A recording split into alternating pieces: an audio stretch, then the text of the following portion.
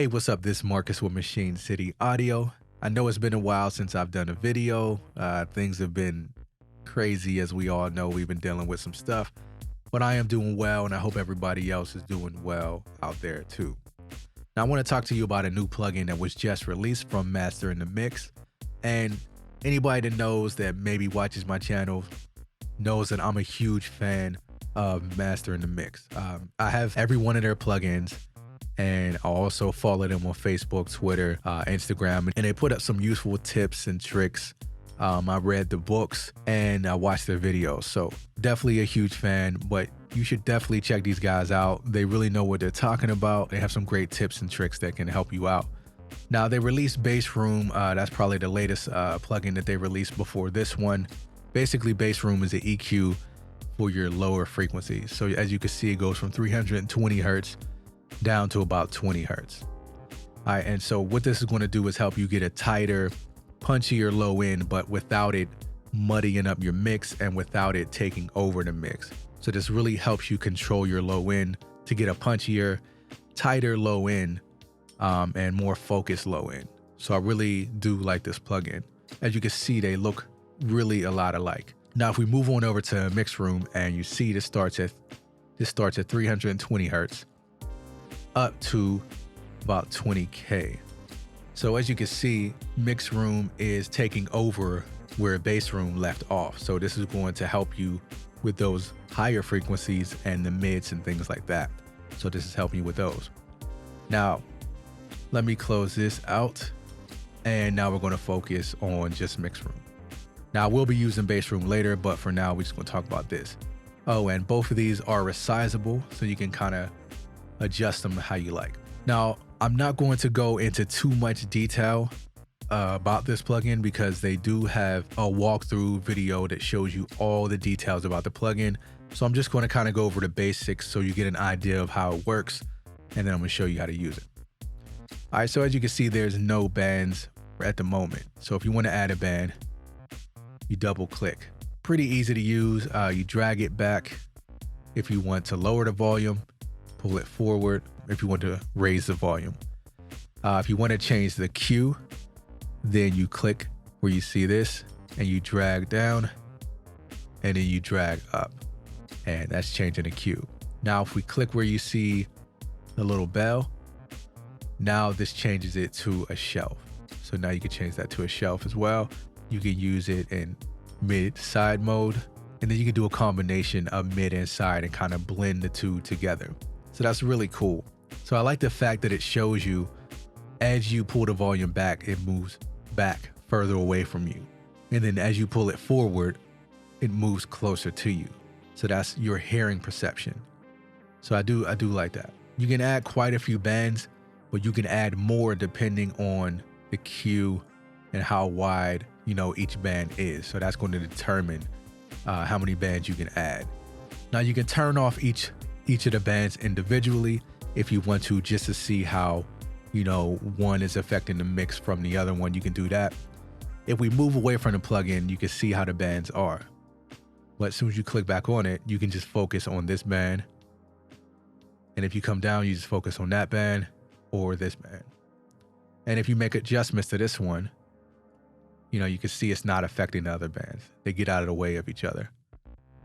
But you can move the bands up and down, change the frequencies, like that. Now, another thing you have is the A and B section. And then if you come up here, you can change the filters from linear to minimal. And then you can change the filter mode from mix to master.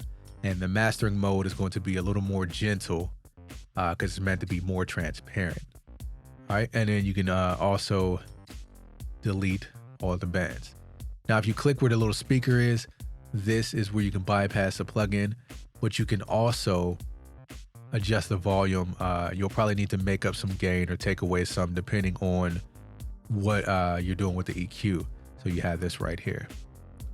This is a reference track that I'm using, and this is how you can create your own targets. And you can sort of use this like a match EQ. So this is going to find the curves, the EQ curves of the reference track, and apply it to your track. So let's close that out. And then you also have user settings, where you can use these on individual tracks as well as buses. The channel presets are going to be for your individual tracks and your buses. Then when you get down here to the mix and master presets, these are going to be for more of your final mixes and your mastering tracks. So when you're ready to master, now we're going to jump into this. So I have this on the chorus part of the track. Also, the reference track is going to be on that as well.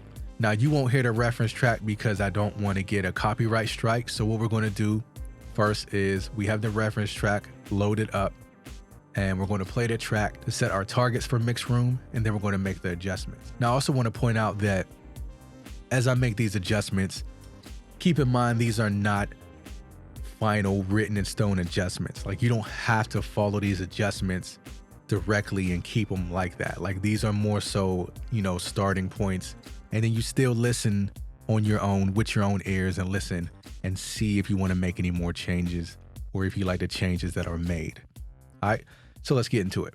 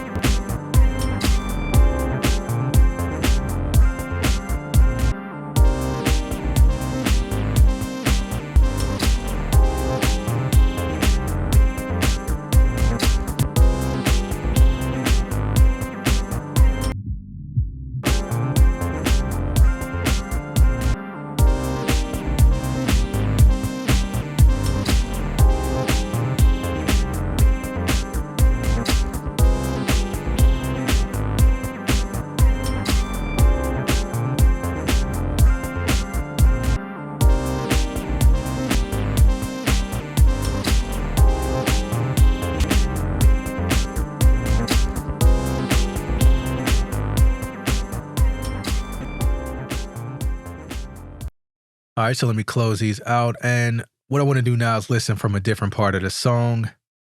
And then I'm going to bypass both the plugins and then add them back on.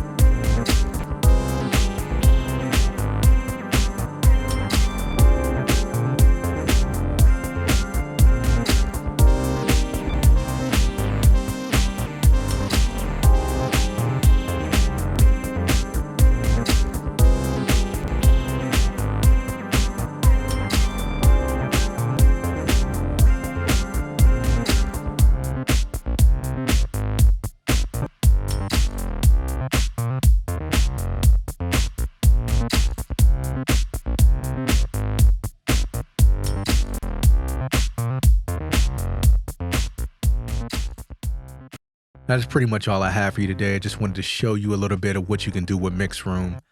There's a lot more you can do with it than just what I did. You can use it on individual tracks, buses and things like that. So you don't have to stick to just using it on the mastering or the mixing process. You can use it whenever. All right, so that's all I got for you today.